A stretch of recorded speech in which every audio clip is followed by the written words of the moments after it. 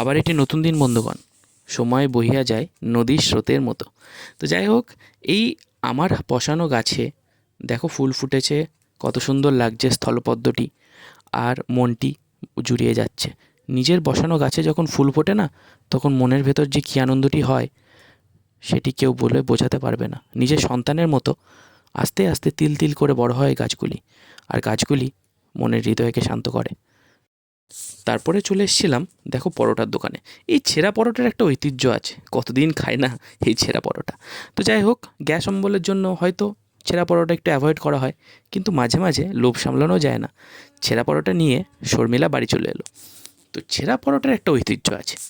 আমরা ছোটোবেলায় ছেঁড়া পরোটা খেতাম 2.5 টাকায় 100, আর এক একটা রসগোল্লার দাম ছিল 1 টাকা করে, আর তরকারি ফ্রি, আর ঘুগনির দাম ছিল 1 টাকা করে।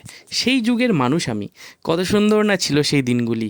তো এখন 150 পরোটার দাম 20 টাকা, এক একটা রসগোল্লার দাম 10 টাকা, ঘুগনির প্লেট 10 টাকার নিচে হয় না। তো তোমাদের বন্ধুগণ কে কে সেই যুগে আড়াই টাকায় বা 1.5 টাকায় 100 করে 50 করে পরোটা খেতে, অবশ্যই কমেন্ট বক্সে লেখো। আর মিষ্টি কে কে 1 টাকায় খেয়েছো সেটিও জানাও। সেই যুগের স্বাদ ছিল অতুলনীয়, কি সুন্দর গুড় মাখা নলেন গুড় ছিল সেই সময়। তো যাই হোক, প্লেটে নিয়ে বসে পড়লাম এই অমৃত খাবারটি। সকাল সকাল যদি এরকম একটু খাবার হয় কত ভালোই না লাগে।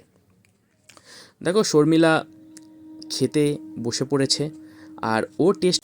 বন্ধুগণ, একটা সময় ছিল 5 পয়সা, 10 পয়সা, 4 আনা, 8 আনাতে অনেক কিছু হতো, কিন্তু এখন আর সেগুলোকে কেউ মনে রাখে না।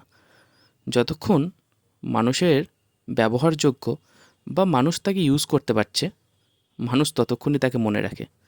যখনই কেউ মানুষের ব্যবহারযোগ্য আর থাকে না, মানুষ তাকে সাইডে সরিয়ে দেয়, মানুষ তাকে নিমেষের মধ্যেই ভুলে যায়। তো কষ্টকর হলেও কলিযুগে এটিই সত্য, বাস্তব। তো তারপরে পেঁয়াজি ভাজা হয়েছিল। এই পেঁয়াজি খেতে তো আমার খুব অসাধারণ লাগে। চপ, বেগুনি, পেঁয়াজি কার ভালো লাগে না? হোমমেড হলেও তো আরও ভালো লাগে। তো আমি পেঁয়াজি মুড়ি দিয়ে নিলাম, একটু খেলাম, আর খেয়ে আমার খুব ভালো লেগেছিল।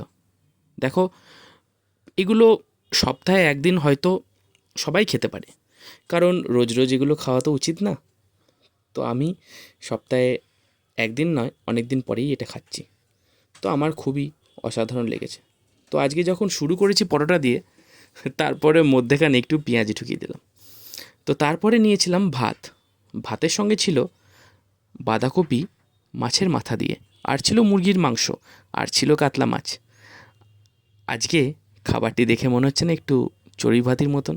তো চড়ুই ভাতির মতনই লাগছে, মনটা কেমন যেন চড়ুই ভাতি করছে।